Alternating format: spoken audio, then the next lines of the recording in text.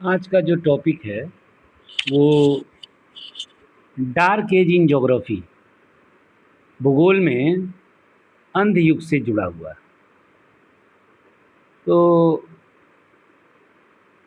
न केवल भूगोल में बल्कि विज्ञान के हर शाखा में 200 से 700 ईडी का जो काल है वो अंध युग है।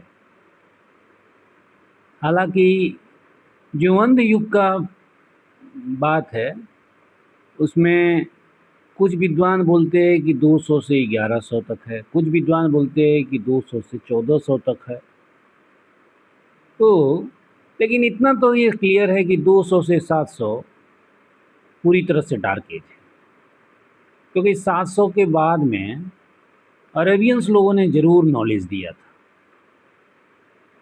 तो अरेबियंस लोगों ने नॉलेज को दिया था, इसलिए वास्तव में रियल में तो 200 से 700 का काल यानी लगभग 500 साल फुल डार्क एज है।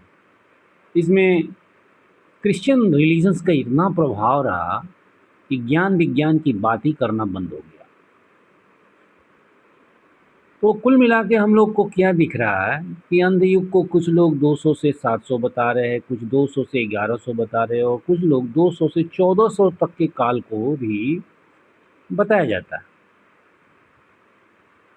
तो ये तीनों पॉइंट्स को हम लोग को ध्यान में रखना है। हाँ, यूरोप के लिए वास्तव में 200 से 700 तक बिल्कुल ज्ञान बंद रहा, और न केवल यूरोप में बल्कि अन्य जगहों पर भी ज्ञान बंद रहा। हालांकि इस संदर्भ में अगर गुप्त काल को देखा जाए तो ज़रूर ज्ञान विज्ञान की बात गुप्त काल में हुई है, क्योंकि गुप्त काल इन्हीं दोनों के बीच के पीरियड्स का है। तो वास्तव में ये जो पीरियड ऑफ टर्मोइल है, ज्ञान विज्ञान की बात है, वो यूरोप के रेफरेंस में है। जैसा और देखा जाए कि इंटेलेक्चुअल रिसेशंस का ये टाइम है, यानी बौद्धिक गिरावट आ गया, राजनीतिक टर्मोइल यानी राजनीतिक विध्वंस है यहाँ पर, abridgement of knowledge and steep decline in the scientific inquiry. तो वैज्ञानिक बातों में गिरावट आ गई। Causes of decline in geographical knowledge, तो क्या हो गया कि पार्ट्स ऑफ रोमन इंपायर, जो रोमन इंपायर के हिस्से थे, डेसिया, गॉल जो कि फ्रांस में पड़ता था, स्पेन, ये सबों पर बारबेरियन बर्बर लोगों का कब्जा हो गया। इन लोगों ने अटैक करके बर्बन लोगों के कंट्रोल में चला गया और मेकिंग ट्रैवलर हाईली हैजार्डस। और इस तरह से यहाँ पर हम लोग देखेंगे हाईली हैजार्डस के रूप में इसको बदल दिया गया। मिडल और फार ईस्ट जो एरिया था fail almost entirely under the control of पर्सियंस। तो मध्य एशिया और सुदूर के जो पूर्व थे वो सब पर्शियन के कंट्रोल में आ गए, अरब और अबसीनियंस के कंट्रोल में आ गए, blocking the northern overland routes. तो उत्तर की तरफ बंद कर दिए। रिलीजियस डोगमा और चर्च का इन्फ्लुएंस इतना ज़्यादा बढ़ गया कि ज्ञान विज्ञान की बात करना बेकार की बातें हो गई। तो साइंटिफिक एक्सप्लोरेशन, जो वैज्ञानिक अन्वेषण किया गया था अर्थ के शेप और साइज में, जो कि एरोटोस्थनीज वगैरह इसको स्फीयर टाइप का माना था, वो सब ख़त्म हो गया। चर्च ने स्फीयर शेप में मानना बंद कर दिया और scripture and literal interpretations of the genesis replaced A scientific observations. तो वैज्ञानिक जो ऑब्जर्वेशंस था उसको हटा के धर्म के आधार पर व्याख्या शुरू हो गया। फ्लैट अर्थ थ्योरी आ गई।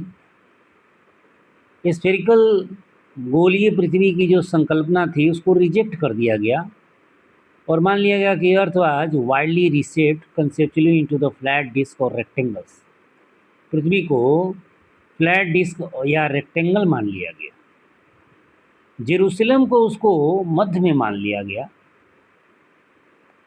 और इस तरह से जो स्फेरिकल अर्थ की जो वैज्ञानिक संकल्पना थी, जिसको लैटिट्यूड लॉन्गिट्यूड खींचा गया था विद्वानों के द्वारा, कि पार्कस ने तो 360 डिग्री में पृथ्वी को साइंटिफिकली डिवाइड किया था, वो सब बातें ख़त्म हो गई इस एज में आकर। पृथ्वी को रेक्टेंगल या फ्लैट डिस्क के रूप में देखा है, टी इन ओ आ गया, तो ये सारे गिरावट आ गया। लेक्टेनियस एक विद्वान है, लेक्टेनियस फर्मिनस, 260 से 364 एडी में leading Christian protagonist who denied the concept of spherical earth. तो गोलीय पृथ्वी की संकल्पना को इनकार कर दिया। कट्टर क्रिश्चियन है ये। इसी तरह से father Isidore described earth as the flat surface, तो उसको फ्लैट सरफेस, चौरस सतह के रूप में ले लिया पृथ्वी को। कॉस्मस इंडिकोपेलेस्टस है, 550 से 600 एडी में क्रिश्चियन टोपोग्राफी नामक किताब लिख दिया। आ जाएगा क्रिश्चियन टोपोग्राफी किसने लिखा? कॉस्मस इंडिकोपेलेस्टस।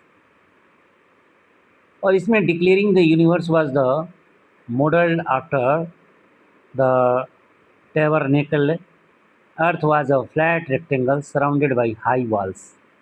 तो बताइए, पृथ्वी को बोल रहा है कि एक फ्लैट रेक्टेंगल है, चौरस आयताकार है, जो कि हाई वॉल से, ऊंची दीवारों से घिरा हुआ है। तो इस तरह का देखिए क्रिश्चियन टोपोग्राफी बात करने लगा। नेक्स्ट जैसा देखिए सोलिनस एंड पोम्पियनस मेला, ये क्या कह रहे हैं? Shifted focus toward the compilation of the wonderful stories. तो वंडरफुल स्टोरीज लिखने लगा ये लोग, and on scientific accounts rather than the mathematical और फिजिकल ज्योग्राफी। फिजिकल ज्योग्राफी और गणितीय भूगोल की जगह पर ये लोग स्टोरी बनाने लगा पृथ्वी के बारे में। मैपिंग पर देखिए, जो इतना वैज्ञानिक मैप हो गया था, हिपार्कस ने तो हम लोगों को ने देखा था कि 360 डिग्री में स्फीयर को बांट दिया था। लैटिट्यूड लॉन्गिट्यूड का कोऑर्डिनेट पर जहाँ बात होने लगी थी ग्रीक और रोमन पीरियड में, वहीं distortion of the map making, मानचित्र पर बिल्कुल डिटोरेशन हो गया, गिरावट आ गई। ग्रेको रोमन सर्वे टेक्निक्स को छोड़ दिया लोग, मैप्स लॉस्ट हो गए वो सारे। अब टी इनो मैप्स आ गया। ये देखिए टी इनो मैप्स डायग्राम में यहाँ पर दिख रहा है। इधर तनाइस है जो कि डॉन रिवर के नाम में है, इधर से रेड सी, इधर मेडिटेरियन। कभी पूछ देना कि टी इनो में कौन कौन से रिवर्स को दिखाया गया है। तो तनाइस है जिसको डॉन रिवर कहते हैं, रेड सी, मेडिटेरियन सी। ऊपर वाला पार्ट को ओरियन बोला गया, पूर्वी पार्ट यहाँ ऊपर में है, इसलिए ओरियन से टेंशन नहीं। देखिए लिखा भी होगा ओरियंस, ऊपर में ओरियन लिखा है। एशिया आधा भाग में है और सुदूर ईस्ट में यानी कि रिमोट ईस्ट में अपर पार्ट में पैराडाइज है, आधा में यू है यहाँ पर, और नीचे में अफ्रीका और यूरोप है। ये टी इनो ऑर्बिस टेरेरम इसको बोलते हैं।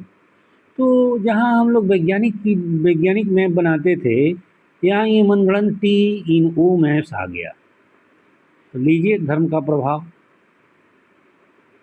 Introduction of simplistics purely fanciful T O maps were inhabited the world was depicted as a circular figure divided by a T shape of waters। तो टी शेप वाटर था, तनाइस का था डॉन रिवर, इधर आपको red और south में Mediterranean sea, representing the Mediterranean, Nile and Don, Asia at the top, east में top में एशिया को दर्शाया गया है।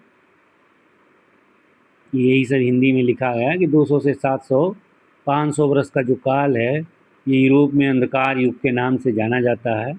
बहुत ही गिरावट हो गई थी, राजनीतिक टर्मोइल हो गया था, ज्ञान का संक्षिप्तीकरण हो गया था, यानी नॉलेज में डिक्लाइनिंग आ गया था, वैज्ञानिक अनुसंधान की बात ही नहीं करना है।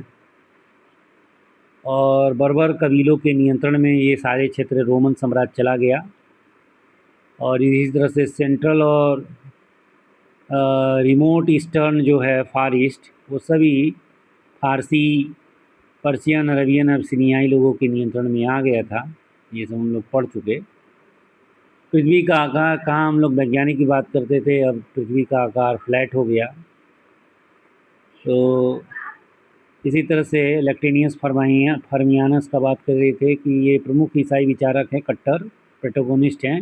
इन्हों के पृथ्वी के गोलाकार होने के विचार को पूरी तरह से खंडन कर दिया।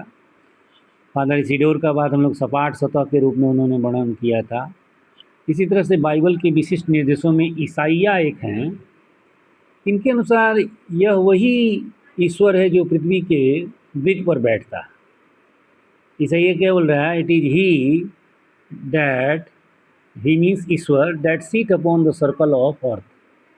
तो सर्कल ऑफ अर्थ पर बैठता है, ओल्ड टेस्टामेंट से लिया गया। ये बताइए, ये सारे बात होने लगी। एचकिल बोल रहा है कि this is the Jerusalem I have set her in the midst of nation. राष्ट्रों के मध्य में जेरूसलम को इन्होंने स्थित किया। एचकिल बोल रहा है and the countries are round about her, और सारे देश इसके चारों तरफ हैं। ये बाइबल का स्टेटमेंट है, बताइए। तो इस तरह का बातें होने लगी। इसी तरह से कॉस्मस इंडियोपोलिप्टस का बात हम लोग किए ही थे कि क्रिश्चियन टोपोग्राफी लिखा, उसमें दावा किया कि ब्रह्मांड तंबू के आकार का है। पृथ्वी एक सपाट आयत है जो ऊंची दीवारों से घिरी हुई है। बताइए, पृथ्वी एक सपाट आयत है, फ्लैट रेक्टेंगल है जो ऊंची दीवारों से घिरा हुआ। ऐसा बात होने लगा। ब्रह्मांड को बोल रहा है कि एक तंबू के आकार का। सोलिनस और पोम्पिनस मेला ने गणितीय और भौतिक भूगोल के बजाय केवल अद्भुत कहानी का बात करने लगा। तो ये सारे चीज़ हम लोग देख रहे हैं। ग्रीको रोमन सर्वेक्षण जो वैज्ञानिक आधार पर मानचित्र बनाता था, वो सब खत्म। अब आपको मानचित्र क्या है? T O. इसमें बसी हुई दुनिया को एक गोलाकार आकृति के रूप में दिखाया जाता है। टी आकार में जल निकाय, भूमध्य सागर, डॉन नदी और लाल सागर दिखाया गया। इसमें एशिया को सबसे ऊपर पूर्व दिशा में, बताइए, ऊपर वाले को ओरियन दिशा बोल दिया, पूर्व दिशा। तो ये सारी बातें हो गई। टी और ओ में क्या बोल रहा है कि संरचना और आकार, अंधकार युग के विशिष्ट विश्व मानचित्र एक गोलाकार डिस्क या पहिया के रूप में होते हैं। बताइए, गोलाकार डिस्क के, सर्कुलर डिस्क के रूप में बात कर दिया। पहिया से पृथ्वी का तुलना कर रहा। व्हील मैप इसको बताया गया। टी का विभाजन बसी हुई दुनिया को 3 मुख्य जल निकायों में, मेडिटेरियन सी और तनाइस या डॉन रिवर्स और लाल सागर में विभाजित किया। नील नदी नहीं होगा, वहाँ रेड सी होगा, रेड रिवर होगा। रेड सी को रेड रिवर दिखाया। देखिए, रेड सी है, नाइल नहीं है।